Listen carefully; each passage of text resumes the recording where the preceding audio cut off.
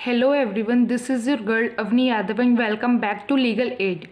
आज इस वीडियो में हम लोग देखेंगे टाइप्स ऑफ सोसाइटीज़, मतलब सोसाइटी के कितने टाइप्स होते हैं। लास्ट वीडियो में हम लोगों ने पढ़ा था कि सोसाइटी क्या है, उसकी कैरेक्टरिस्टिक्स। तो आज के वीडियो में हम लोग पढ़ेंगे टाइप्स ऑफ सोसाइटीज़। तो चलिए शुरू करते हैं।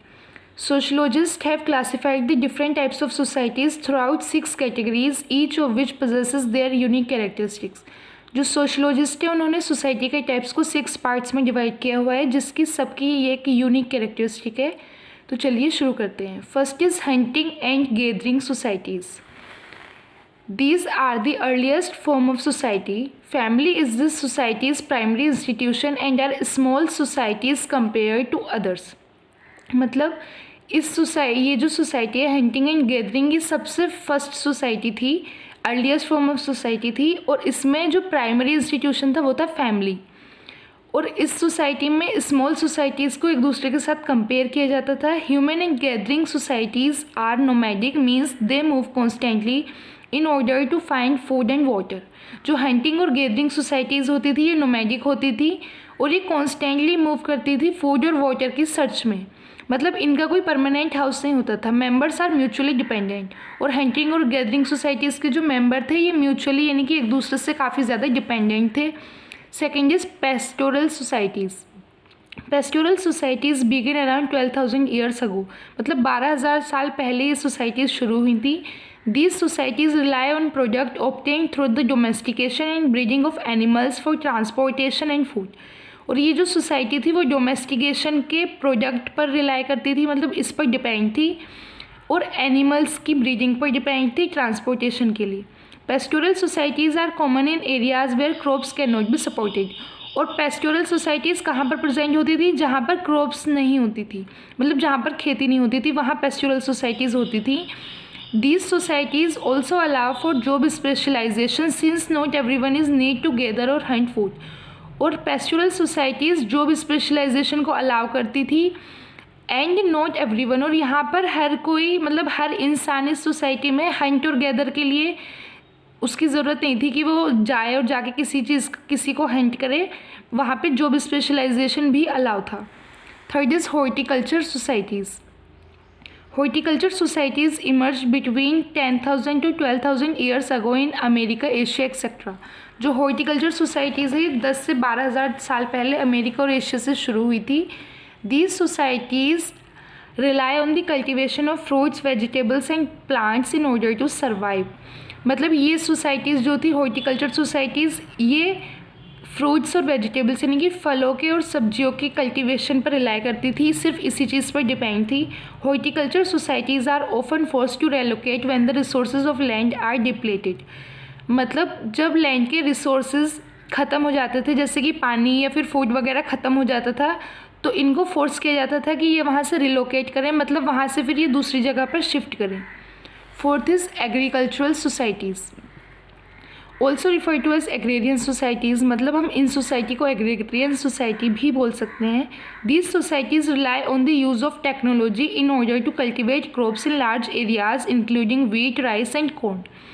और जो एग्रेरियन सोसाइटीज़ थी ये कल्टिवेशन पर ज़्यादा फोकस करती थी, मतलब यहाँ एग्रेरियन सोसाइटीज़ ने फार्मिंग करना स्टार्ट कर दिया था, मतलब खेती करना शुरू कर दिया था।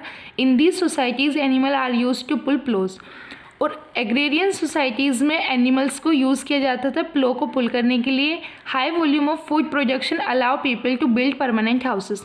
और एग्रीकल्चरल सोसाइटीज़ ने अब अपने परमानेंट हाउस भी बना लिए थे, क्योंकि इनका जो फूड प्रोडक्शन था ये काफ़ी ज़्यादा हाई था, मतलब ये काफ़ी ज़्यादा बड़े अमाउंट में फूड को प्रोड्यूस करती थी, जिसकी वजह से इन्होंने परमानेंट घर बनाए।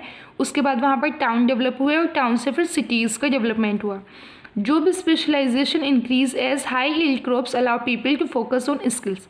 जब इनकी जो क्रॉप्स थी वो हाई अमाउंट में प्रोड्यूस होने लगी, तो वहाँ पर जो पीपल थे, वहाँ के जो फार्मर्स थे, उनमें स्किल्स का और क्राफ्ट्स का डेवलपमेंट भी शुरू हुआ।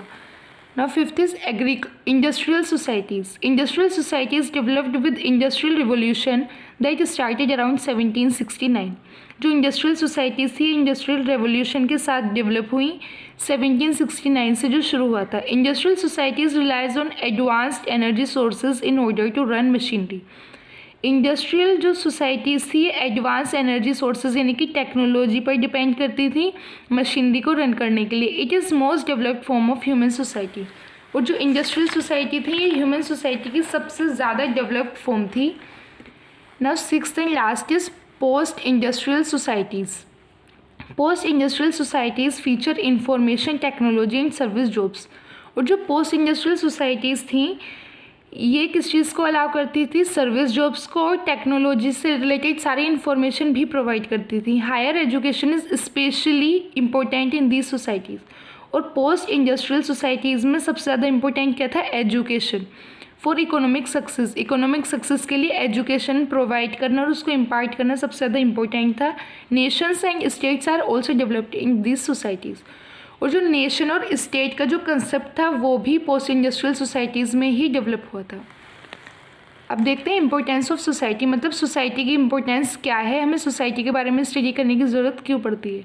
According to sociologist a society is a group of people with common territory. Sociologist के अकॉर्डिंग सोसाइटी क्या है, कॉमन पीपल का एक ग्रुप है जो कि किसी सेम टेरिटरी में रहते हैं, एक दूसरे के साथ इंटरेक्ट करते हैं और एक कल्चर को शेयर करते हैं। Society is important because it provides us with a system and a platform to work together for the betterment of the world. Society क्यों ज़रूरी है, सोसाइटी इसलिए ज़रूरी है क्योंकि ये हमें एक सिस्टम प्रोवाइड करती है वर्क करने के लिए, साथ में एक प्लेटफॉर्म प्रोवाइड करती है और जिससे हम अपने वर्ल्ड को यानी कि अपनी दुनिया को और अच्छा बना सकते हैं। With the collective efforts of society we are able to improve our living and social conditions. और सोसाइटी के कलेक्टिव इफ़र्ट्स के साथ, मतलब जब सोसाइटी में सारे लोग एक साथ इफ़र्ट करेंगे तो उससे हम अपनी सामाजिक कंडीशंस को भी और अपनी डेली की जो लिविंग कंडीशंस हैं उनको इम्प्रूव कर सकते हैं। And study of this society and sociology is of great importance in the solution of social problems. और ये जो सोसाइटी है इसकी अगर हम सोशोलॉजी में स्टडी करेंगे तो इसकी भी बहुत ज़्यादा ज़रूरत है, जिससे कि हमारे समाज में जो भी प्रॉब्लम्स चल रही होती हैं हम उनका सॉल्यूशन पा सकते हैं अगर हम सोसाइटी को स्टडी करेंगे तो इसी के साथ हमारा आज का टाइप्स ऑफ सोसाइटी का वीडियो ख़त्म होता है। अगर वीडियो आपको समझ में आया तो प्लीज़ इसको लाइक, शेयर और चैनल को सब्सक्राइब करना। और अगर आपको सेम वीडियो के नोट्स चाहिए तो आप लोग मुझे टेलीग्राम पे मैसेज कर सकते हैं। So thank you everyone, thanks for watching my video.